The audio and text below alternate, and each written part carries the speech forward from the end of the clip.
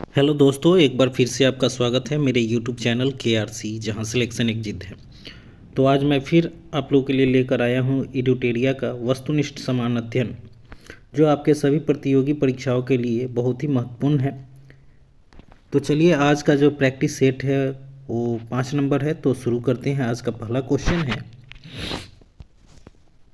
First number question है, फिरोज शाह मेहता द्वारा किस वर्ष बम्बई प्रेसिडेंसी एसोसिएशन की स्थापना की गई थी। ठीक है, तो एक का आंसर जो होगा वो डी होगा, option D 1885। Bombay presidency association की स्थापना फिरोज शाह मेहता द्वारा 1885 ईस्वी में की गई थी। तो इसके सदस्य जो थे वो फिरोज शाह मेहता के साथ साथ कैटी तेलंग एवं बदरुद्दीन तैयबजी भी थे। ये तीनों ने मिलकर बम्बई प्रेसिडेंसी एसोसिएशन की स्थापना की। 1885 से कुछ क्वेश्चन याद कर लेते हैं। 1885 ईस्वी में कांग्रेस की जो हुई थी स्थापना हुई थी। भारतीय राष्ट्रीय कांग्रेस की स्थापना 1885 ईस्वी में की गई थी। जिस समय गवर्नर जनरल कौन था, तो लॉर्ड डफरिन था, जिसमें 72 प्रतिनिधियों ने भाग लिया था। 72 प्रतिनिधियों ने भाग लिया था और ये कहाँ हुआ था, तो बम्बई में हुआ था। ठीक है, नेक्स्ट आगे बढ़ते हैं हम लोग। दूसरा नंबर क्वेश्चन है आज का, मृत घाटी डेथ वैली क्यों प्रसिद्ध है। ठीक है, VBI क्वेश्चन है ये। मृत घाटी डेथ वैली क्यों प्रसिद्ध है, तो इसका आंसर जो होगा ऑप्शन सी हो गया, अत्यधिक उष्णता के कारण, मतलब बहुत ज़्यादा गर्मी के कारण ये जो है प्रसिद्ध है। ठीक है, ये कहाँ पाई जाती है, तो पूर्वी कैलिफोर्निया में, पूर्वी कैलिफोर्निया जो आपका USA में है। ठीक है, नेक्स्ट आगे बढ़ते हैं तीसरे नंबर क्वेश्चन की तरफ। तीसरा नंबर क्वेश्चन आपका कहता है, ये जलोढ़ मिट्टी के संबंध में कौन सा कथन सत्य है। ठीक है, तो फर्स्ट है आपका कथन, जलोढ़ मृदा प्रायद्वीपीय प्रदेश में पूर्वी तट की नदी डेल्टाओं और नदियों की घाटियों में पाई जाती है, ये फर्स्ट है। दूसरा कथन देखते हैं, प्रतिवर्ष बाढ़ों के द्वारा निक्षेपित होने वाली जलोढ़ मृदा को बांगर कहते हैं, ये दूसरा था कथन। और तीसरा है, जलोढ़ मृदा में पोटास की मात्रा अधिक पाई जाती है। ठीक है, तो इस चीज़ को देखेंगे, ये तीन कथन, इनमें कौन सही है और कौन गलत है। ठीक है, तो तीन का आंसर जो होगा वो डी होगा। ठीक है, केवल एक और तीन सही है, लेकिन यहाँ पर जैसे तीसरा जो दिया हुआ है कि जलोढ़ मृदा में पोटास की मात्रा अधिक पाई जाती है, ये अधिक नहीं कम होना चाहिए था। यहाँ पर थोड़ा सा गलती हो गया है, कम होना चाहिए था। ठीक है, कम पाई जाती है, पोटास की मात्रा क्या होती है, कम पाई जाती है। और दूसरा कथन गलत क्यों हुआ है, क्योंकि प्रतिवर्ष बाढ़ों के द्वारा निक्षेपित होने वाली नई जलोढ़ मिट्टी को, ठीक है, नई जलोढ़ मिट्टी को हम लोग क्या कहते हैं, खादर कहते हैं। नई जलोढ़ मिट्टी को क्या बोलते हैं, खादर। और पुरानी जलोढ़ मिट्टी को क्या बोलते हैं, तो बांगर बोलते हैं। ठीक है, पुरानी जलोढ़ मिट्टी को बांगर और नई जलोढ़ मिट्टी को खादर बोलते हैं। नेक्स्ट आगे बढ़ते हैं हम लोग। चौथा नंबर क्वेश्चन है, सूर्य ग्रहण की स्थिति होता है, सूर्य ग्रहण की स्थिति में क्या होता है, तो सूर्य ग्रहण कैसे होता है, क्वेश्चन ये पूछ रहा है। ठीक है, तो सूर्य ग्रहण में होता क्या है, चंद्रमा जब सूर्य और पृथ्वी के बीच आ जाता है, ये ऑप्शन सी है आपका आंसर। जब चंद्रमा जो है सन एवं अर्थ के बीच आ जाता है, तो इसको SME समी पढ़ेंगे तो आपको याद रहेगा। ठीक है, सूर्य ग्रहण जो होता है कब होता है, जब मून जो है बीच में आ जाए सूर्य एवं पृथ्वी के बीच। और ये कब होता है हमेशा, तो अमावस्या के दिन होता है, अमावस्या। ठीक है, अमावस्या के दिन ये घटित होता है हमेशा। पूर्ण सूर्य ग्रहण का अधिकतम समय कितना होता है, तो पूर्ण सूर्य ग्रहण का अधिकतम समय जो होता है 7.5 मिनट का होता है, 7.5 मिनट। पूर्ण सूर्य ग्रहण जब भी होगा तो पूरा दिन में ही एकदम रात की तरह तारे दिखाई देने लगते। ठीक है, नेक्स्ट है चंद्र ग्रहण, भी थोड़ा सा समझ लेते हैं। जब सूर्य ग्रहण देख लिए तो चंद्र ग्रहण क्या होगा, तो चंद्र ग्रहण में क्या होता है कि पृथ्वी बीच में आ जाती है। ठीक है, SEM से याद रखेंगे चंद्र ग्रहण को और SME से याद रखेंगे सूर्य ग्रहण को। तो चंद्र ग्रहण हमेशा पूर्णिमा के दिन घटित होता है। ठीक है, नेक्स्ट आगे बढ़ते हैं हम लोग 5 नंबर क्वेश्चन की तरफ। यूरेनियम के भंडार में निम्नलिखित देशों में कौन सा देश शीर्ष पे है। ठीक है, यूरेनियम के भंडार में, तो 5 का आंसर जो होगा वो आपका होगा सी, ऑस्ट्रेलिया। इससे पहले जो था कजाकिस्तान जो था पहले नंबर पर था। ठीक है, यूरेनियम के भंडार में कजाकिस्तान जो है पहले नंबर पर था, लेकिन अभी कौन है, ऑस्ट्रेलिया है। तो कजाकिस्तान की राजधानी कहाँ है, ये क्वेश्चन हमेशा एग्जाम में आते हैं। नूर सुल्तान। कजाकिस्तान की राजधानी कहाँ है, तो नूर सुल्तान है, और इसकी जो मुद्रा है वो टेनगो है, टेनगो। ठीक। चीन की राजधानी आपको पता है बीजिंग है, और मुद्रा क्या है, तो युआन है। ऑस्ट्रेलिया की राजधानी क्या है, तो कैनबरा, और मुद्रा डॉलर है। और भारत की राजधानी आपको पता है नई दिल्ली, और मुद्रा अपना रुपया है। ठीक है। नेक्स्ट आगे बढ़ते 6 नंबर क्वेश्चन की तरफ। निम्नलिखित में कौन सही सुमेलित नहीं है, ठीक है, कौन सही सुमेलित नहीं है। तो इसका देखिए फर्स्ट ऑप्शन है 10 डिग्री चैनल किसके किसके बीच है, तो अंडमान एवं निकोबार द्वीप समूह, सही है। डोवर जल डमरू मध्य, डोवर जल डमरू मध्य जो है ना इंग्लिश चैनल और उत्तरी सागर के बीच है, ये भी सही है। मलक्का जल संधि जो है अंडमान एवं दक्षिणी चीन सागर के बीच है, ये भी सही है। और ऑप्शन डी में है डेविस जल संधि किसके किसके बीच है, तो ये ऑप्शन आपका गलत है। ठीक है। डेविस जल संधि जो है ना बेफिन खाड़ी एवं अटलांटिक महासागर के बीच है, तो ये आपका ऑप्शन डी गलत दिया हुआ है। बाकी तीनों सही है, तो आप तीनों को जरूर याद रखिएगा। और ऑप्शन डी का क्या हो जाएगा, बेफिन खाड़ी एवं अटलांटिक महासागर डेविस जल संधि। ठीक है। नेक्स्ट है आपका 7वां नंबर क्वेश्चन। ओलिव रिडले कछुआ, ओलिव रिडले कछुआ के स्थल के रूप में कौन सा स्थान प्रचलित है। ठीक है। तो 7 का आंसर क्या होगा, ए होगा, भीतरकनिका। भीतरकनिका एक जगह का नाम है, वो प्रसिद्ध है ओलिव रिडले कछुआ के लिए। ठीक।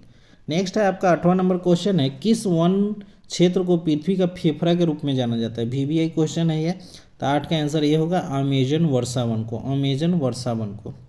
नेक्स्ट है 9 नंबर क्वेश्चन आपका, निम्नलिखित में कौन ओजोन परत को सर्वाधिक नुकसान पहुंचाता है।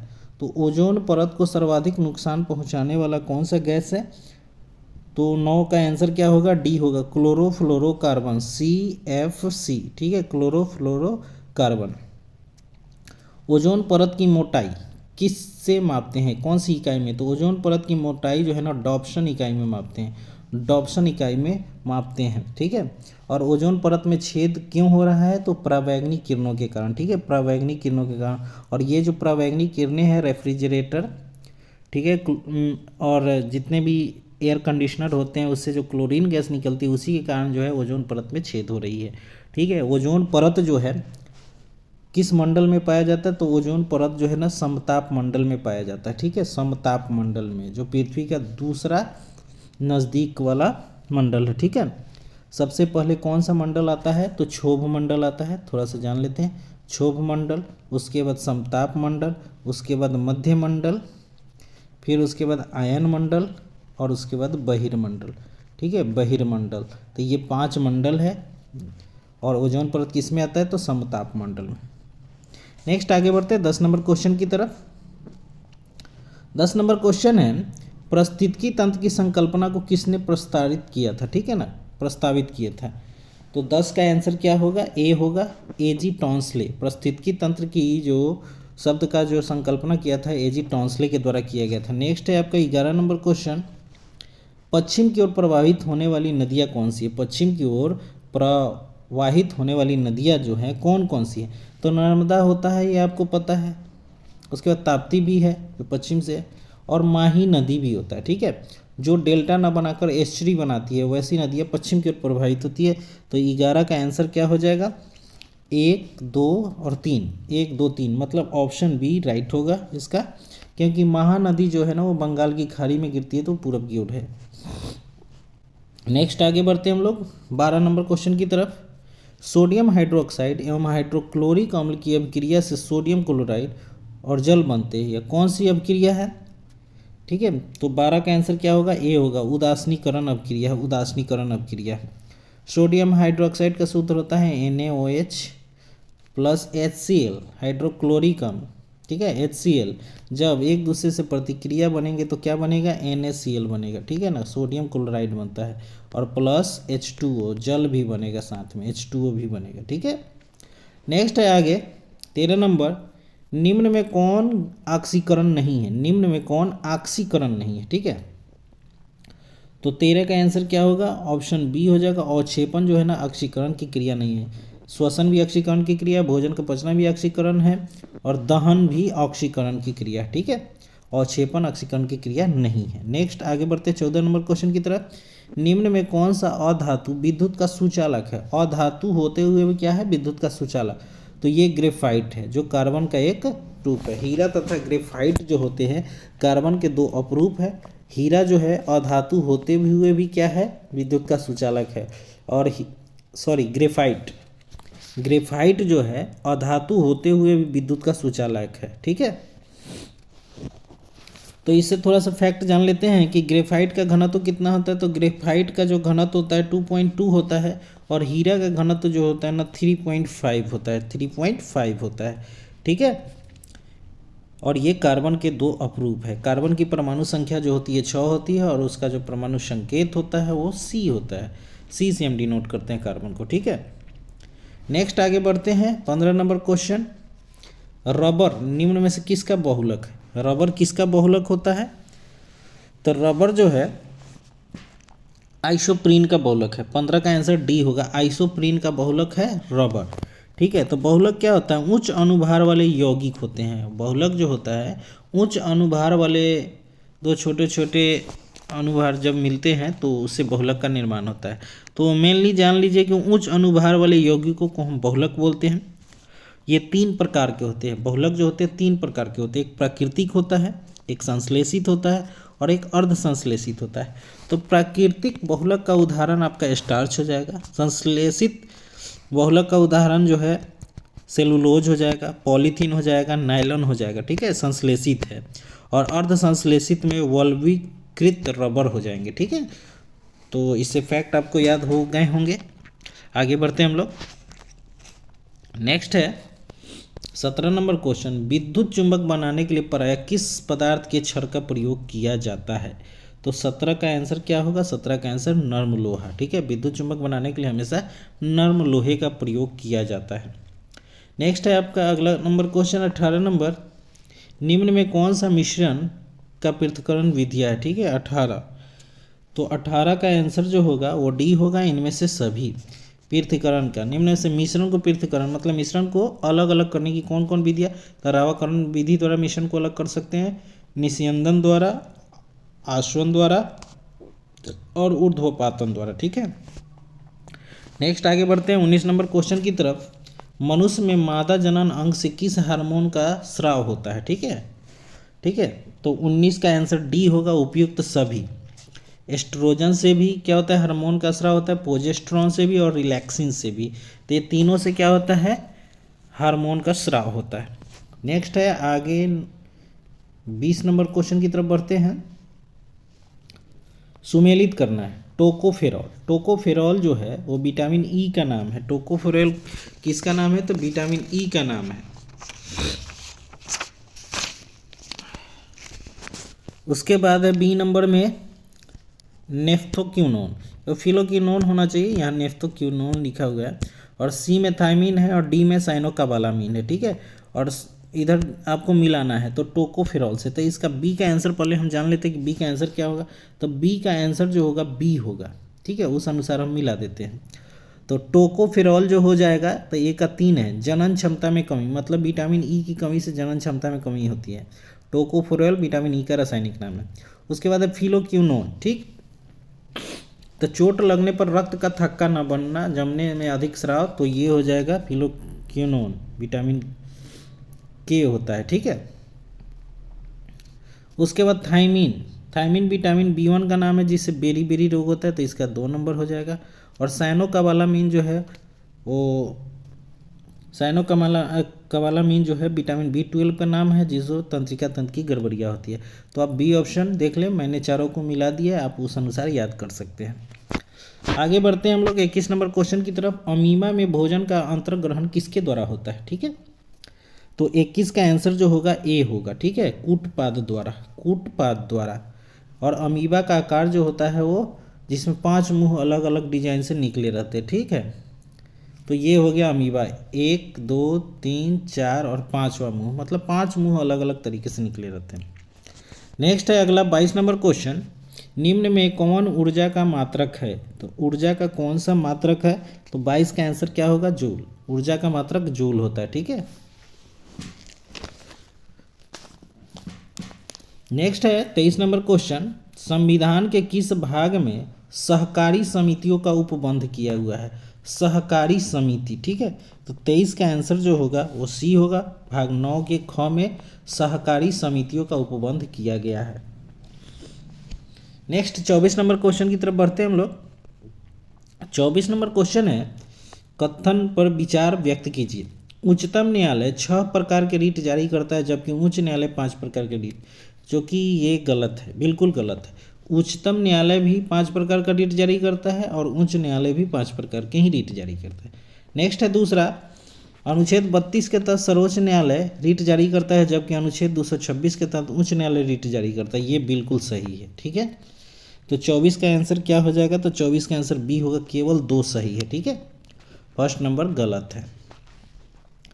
आगे बढ़ते हैं हम लोग मौलिक कर्तव्य के बारे में। 25 नंबर क्वेश्चन पढ़ते हैं। मौलिक कर्तव्य के संबंध में निम्न में कौन सही है, ठीक है। तो फर्स्ट नंबर है, सरदार स्वर्ण सिंह समिति के सुझाव पर भारतीय संविधान में मौलिक कर्तव्य को जोड़ा गया, बिल्कुल सही है, ठीक है। उसके बाद है, सरदार स्वर्ण सिंह समिति ने संविधान में 8 मूल कर्तव्यों को जोड़े जाने का सुझाव दिया था, ये दूसरा है आपका। उसके बाद हम तीसरा पॉइंट पढ़ते हैं, 42वां संविधान संशोधन के द्वारा 10 मौलिक कर्तव्य संविधान में जोड़े गए थे, ठीक है, ये भी सही है। वर्तमान में भारतीय संविधान में 12 मौलिक कर्तव्य समाहित किया गया है, जो कि बिल्कुल गलत है। वर्तमान में कितने मौलिक कर्तव्य है? तो 11 है, ठीक है। तो 1 नंबर, 2 नंबर और 3 नंबर, ये तीनों कथन क्या है? सही है। इसको ध्यान से एक बार आप लोग पढ़िएगा। मौलिक कर्तव्य सरदार स्वर्ण सिंह समिति के सुझाव पर जोड़ा गया, सही है। सरदार स्वर्ण सिंह समिति के द्वारा संविधान में 8 मूल कर्तव्यों को जोड़े जाने का सुझाव दिया गया था, 8 ही जोड़ने का सुझाव दिया गया था, ठीक है। और 42वां संविधान संशोधन 1976 के द्वारा इसे संविधान में जोड़ा गया था, ठीक। तो ये तीनों कथन सही है और वर्तमान में मौलिक कर्तव्य जो है वो 11 ही है। आगे बढ़ते हैं 26 नंबर क्वेश्चन की तरफ। 1919 के भारत शासन अधिनियम निम्नलिखित में से कौन सी विशेषताएं हैं, ठीक है। 1919 के भारत शासन अधिनियम की विशेषताएं बताना है। नंबर 1 कथन है, केंद्र द्वारा प्रांतों को विधायी शक्ति का हस्तांतरण, प्रांतों की कार्यकारिणी सरकार द्वैत शासन की व्यवस्था, और इसके तहत पहली बार केंद्रीय बजट को राज्यों के बजट से अलग किया गया। तो इस तीनों में कौन सही है ये आपको बताना है। तो 26 का आंसर जो होगा डी होगा, सभी सही है।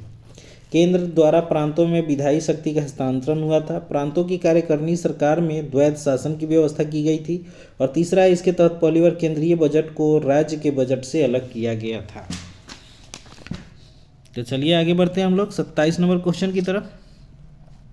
आज का 27 नंबर क्वेश्चन है, स्वतंत्र भारत के पहले मंत्रिमंडल में रेलवे एवं परिवहन मंत्रालय का जिम्मा किसे सौंपा गया था? तो 27 का आंसर सी होगा, डॉक्टर जॉन मथाई को, ठीक है। रेलवे मंत्री कौन थे? Doctor John Mathai. आगे बढ़ते हैं हम लोग 28 नंबर क्वेश्चन की तरफ। निम्नलिखित में कौन सा राज्य के नीति निर्देशक सिद्धांत नहीं है? राज्य के नीति निर्देशक सिद्धांत नहीं है, तो 28 का आंसर सी होगा, अल्पसंख्यकों की भाषा, लिपि या संस्कृति का संरक्षण जो है ये नीति निर्देशक के सिद्धांत नहीं है, ठीक है। बाद बाकी सभी सिद्धांत है। नेक्स्ट है आपका 29 नंबर क्वेश्चन, लॉर्ड डलहौजी के शासनकाल में लागू व्यक्तिगत सिद्धांत के कारण ब्रिटिश साम्राज्य में शामिल किए गए राज्यों की सूची में शामिल नहीं है। तो व्यक्तिगत सिद्धांत जो था ना, लॉर्ड डलहौजी ने चलाया था, उसके तहत कुछ रियासतों को जो है ना जोड़ा गया था, ब्रिटिश साम्राज्य में शामिल किया गया था, तो उसमें कौन नहीं है, ठीक है। तो 29 का आंसर जो होगा वो सी है, अवध को नहीं जोड़ा गया था, बाद बाकी सतारा, बघाट और झांसी सब था। नेक्स्ट अगला क्वेश्चन 30 नंबर है, सामाजिक धार्मिक सुधार आंदोलन के दौरान बाल विवाह रोकने के लिए शारदा अधिनियम कब पारित किया गया था, ठीक है। शारदा अधिनियम कब पारित किया गया था? तो 30 का आंसर डी होगा, 1930 में शारदा अधिनियम बना था, ठीक है। नेक्स्ट आगे बढ़ते हैं हम लोग 31 नंबर क्वेश्चन, भारत में हुए किसान आंदोलन में प्रथम भारतीय किसान स्कूल की स्थापना किसके द्वारा की गई थी? तो 31 का आंसर बी होगा, एनजी रंगा के द्वारा, एनजी रंगा के द्वारा, ठीक है। नेक्स्ट है 32 नंबर, इंडियन मिरर समाचार पत्र का संपादन किसके द्वारा किया गया था? Indian mirror. तो 32 का आंसर क्या होगा? देवेंद्र नाथ टैगोर, इंडियन मिरर, ठीक है। अगला पॉइंट है आपका 33 नंबर क्वेश्चन, कांग्रेस के किस अधिवेशन के दौरान पृथक निर्वाचन पद्धति को अस्वीकार कर दिया गया? अस्वीकार, ठीक है। तो 33 का आंसर क्या होगा? सी होगा, 1909 के लाहौर अधिवेशन में, ठीक है ना। अगला पॉइंट है 34 नंबर क्वेश्चन, मुस्लिम लीग के द्वारा प्रत्यक्ष कार्यवाही दिवस कब मनाया गया था? तो इसका आंसर क्या होगा, 34 का आंसर जो होगा सी होगा, 16 अगस्त 1946 को। ठीक है, नेक्स्ट 35 नंबर क्वेश्चन की तरफ हम लोग बढ़ते हैं। निम्नलिखित में कौन सा कथन जालियांवाला बाग हत्याकांड के संबंध में सही नहीं है। तो इसमें सही नहीं देखना है, तो 35 का आंसर क्या हो जाएगा, आप लोग देखिए ऑप्शन को, 35 का आंसर डी होगा जो सही नहीं है। इसके उपरांत गांधी ने सत्याग्रह का प्रथम सफल प्रयोग किया था, जो कि बिल्कुल गलत है। बाद बाकी तीनों पढ़ देते हैं। फर्स्ट में है जालियांवाला बाग हत्याकांड की जांच के लिए हंटर समिति गठित हुआ, बिल्कुल सही है। सैफुद्दीन किचलू और डॉक्टर सत्यपाल की गिरफ्तारी के विरोध में सभा का आयोजन किया जा रहा था, बिल्कुल सही। और तीसरा है इसके उपरांत गांधी जी ने केसरी हिंद की उपाधि लौटा दी थी, ये भी सही है। तो तीनों सही है, चौथा नंबर ऑप्शन गलत है। नेक्स्ट 36 नंबर क्वेश्चन है, भारत में चांदी सर्वप्रथम किस काल में पाई गई। चांदी, तो 36 का आंसर ए होगा, हड़प्पा सभ्यता काल में चांदी सर्वप्रथम देखी गई। नेक्स्ट 37 नंबर क्वेश्चन की तरफ बढ़ते हैं। 37 नंबर क्वेश्चन है, किस शासक ने शिलादित्य की उपाधि धारण की थी। वीवीआई क्वेश्चन है। शिलादित्य के नाम से हम हर्ष को जानते हैं, ठीक है, हर्ष को शिलादित्य के नाम से जाना जाता है। कलहन जो थे हर्षवर्धन के दरबारी कवि थे। नेक्स्ट है 38 नंबर क्वेश्चन, निम्नलिखित में किस संत को कृष्ण और विष्णु का अवतार माना जाता है। किस संत को कृष्ण और विष्णु का अवतार माना जाता है। तो 38 नंबर क्वेश्चन का आंसर क्या होगा, डी होगा, चैतन्य महाप्रभु जी को कृष्ण और विष्णु का अवतार माना जाता है। आगे बढ़ते हैं 39 नंबर क्वेश्चन की तरफ। प्रसिद्ध विक्रमशिला विश्वविद्यालय की स्थापना भागलपुर बिहार में किस शासक के द्वारा कराई गई थी। तो ये जो विक्रमशिला विश्वविद्यालय जो है वो किसने बनवाया था, तो ऑप्शन सी होगा इसका आंसर, धर्मपाल, जो पाल वंश का राजा था। ठीक है, सबसे प्रतापी राजा था। 39 का आंसर सी होगा। नेक्स्ट आगे बढ़ते हैं हम लोग 40 नंबर क्वेश्चन की तरफ। निम्न में से किस शासक ने महात्मा बुद्ध की सेवा में अपने राजवैद्य जीवक को भेजा था। तो राजवैद्य जीवक को महात्मा बुद्ध की सेवा में भेजने वाला राजा जो था वो 40 का आंसर क्या होगा, सी होगा, बिंबिसार। बिंबिसार था जो हर्यक वंश का राजा था। ठीक है ना, पितृहंता वंश के नाम से हम हर्यक वंश को जानते हैं, क्योंकि इसने बिंबिसार जो था राजा बना, तो उसके बाद अजातशत्रु बना। अजातशत्रु ने अपने बाप बिंबिसार को मारा, फिर उसके बाद बिंबिसार का बेटा जो था उसने अजातशत्रु को मारा। इस तरह से ये जो है पितृहंता वंश के नाम से भी जाना जाता है। नेक्स्ट अगला क्वेश्चन है 41 नंबर, किसके शासनकाल में इब्न बतूता भारत आया था। तो इब्न बतूता जो है 1333 ईस्वी में भारत आया था, जो मोरक्को का शासक ये था, यात्री। मोरक्को की राजधानी रबात है, मोरक्को की रबात। ठीक, तो मोहम्मद बिन तुगलक के शासनकाल में आया था। मोहम्मद बिन तुगलक को हम MBT के नाम से भी जानते हैं, मोहम्मद बिन तुगलक। ठीक है, शॉर्ट में MBT बोलते हैं। आगे बढ़ते हैं हम लोग। हड़प्पा सभ्यता किस प्रकार की सभ्यता थी। हड़प्पा सभ्यता जो थी कैसी सभ्यता थी, तो 42 के भी कांस्य युगीन सभ्यता थी।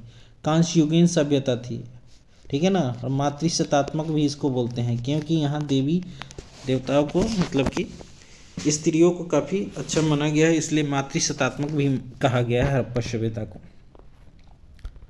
नेक्स्ट है आपका 43 नंबर क्वेश्चन, तारीख-ए-मुबारक शाही। तारीख-ए-मुबारक शाही नामक पुस्तक किसने लिखी थी।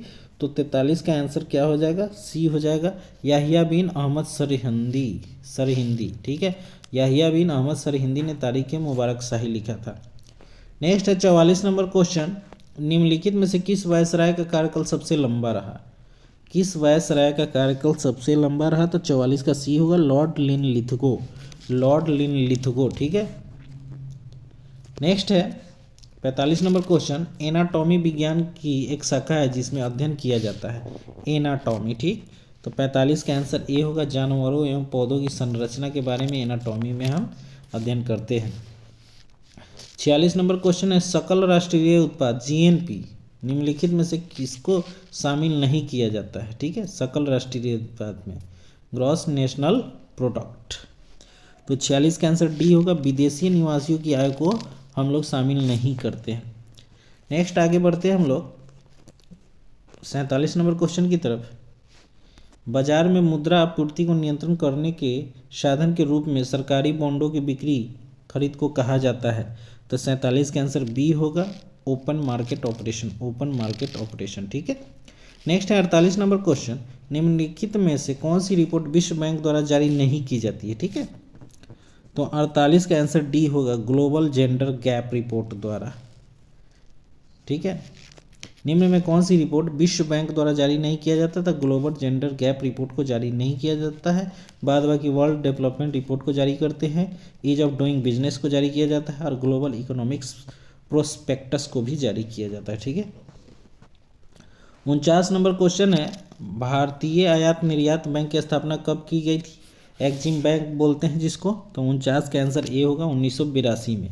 1982 में ही नाबार्ड की स्थापना हुई थी। नाबार्ड की स्थापना 1982 में की गई थी। ठीक है, और नाबार्ड की स्थापना जो है छठी पंचवर्षीय योजना के तहत की गई थी। नाबार्ड में 6 अक्षर होता है, इसलिए छठी पंचवर्षीय योजना आप लोग याद रखेंगे। नेक्स्ट है आज का लास्ट क्वेश्चन, 50 नंबर क्वेश्चन, वैश्विक वित्तीय स्थिरता रिपोर्ट निम्नलिखित में से कौन जारी करता है? ठीक है, तो 50 का आंसर डी होगा, IMF, international monetary fund.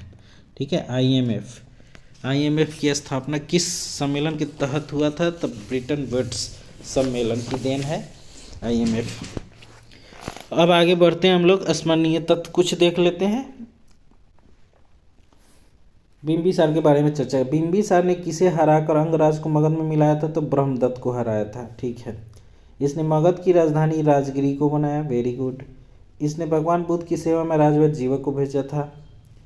Bimbisara की हत्या इसके पुत्र अजातशत्रु ने की थी। ठीक है, अजातशत्रु को कुनिक के नाम से जाना जाता है। कुनिक का उपनाम था इसका, इसलिए इसे कुनिक भी कहा जाता है। अजातशत्रु ने 32 वर्षों तक मगध पर शासन किया। ठीक है, अजातशत्रु की हत्या उसके पुत्र उदयन के द्वारा कर दी गई। ठीक, तो अभी मैंने थोड़ी देर पहले बताया था बिंबिसार को किसने मारा? तो अजातशत्रु ने। अजातशत्रु को किसने मारा? तो उदयन ने मारा, इसलिए इसे पितृहंता के वंश के नाम से जाना जाता है। नेक्स्ट है, उदयन ने पाटलीग्राम की स्थापना की। पाटलीग्राम की स्थापना किसने की? तो उदयन ने किया था। नेक्स्ट है, शिशुनाग ने अपनी राजधानी पाटलिपुत्र से कहाँ स्थापित की? तो वैशाली में स्थापित किया था। अगला पॉइंट है, कलाशोक ने अपनी राजधानी वैशाली से पाटलिपुत्र स्थापित किया था। ठीक है, शिशुनाग ने कहाँ किया? पाटलिपुत्र से वैशाली। उसके बाद कलाशोक ने वैशाली से फिर पाटलिपुत्र लाया। ठीक है, नेक्स्ट है, बिंबिसार बौद्ध धर्म का अनुयायी था, जबकि अजातशत्रु प्रारंभ में जैन धर्म, बाद में बौद्ध धर्म का अनुयायी बना। ठीक है, नेक्स्ट है, शिशुनाग का उत्तराधिकारी कौन हुआ? तो शिशुनाग वंश का उत्तराधिकारी कलाशोक हुआ। शिशुनाग का उत्तराधिकारी कलाशोक हुआ। शिशुनाग वंश का अंतिम राजा कौन था? तो नंदीवर्धन था, नंदीवर्धन। नेक्स्ट है, नंद वंश का संस्थापक कौन था? तो महापद्म नंद। और नंद वंश का अंतिम शासक कौन था? तो घनानंद। नेक्स्ट और लास्ट क्वेश्चन, चंद्रगुप्त मौर्य ने घनानंद को पराजित कर मौर्य वंश की स्थापना की थी। ठीक है, तो ये था आज का सेट नंबर 5। आप लोगों को कैसा लगा जरूर बताइएगा कमेंट में। और इस डिस्कशन से आप लोगों को अगर कुछ फ़ायदे हो रहे हैं, अगर आप लोगों को मेरा वीडियो अच्छा लग रहा है, मैं जो फैक्ट बताता हूँ वो कुछ आप लोगों को काम आ रहा है, तो ज़रूर आपसे रिक्वेस्ट है कि मेरे यूट्यूब चैनल को ज़रूर सब्सक्राइब कीजिए, लाइक कीजिए और शेयर करना ना भूलें। तो धन्यवाद दोस्तों, फिर मिलते हैं अगले वीडियो में आप लोगों के साथ।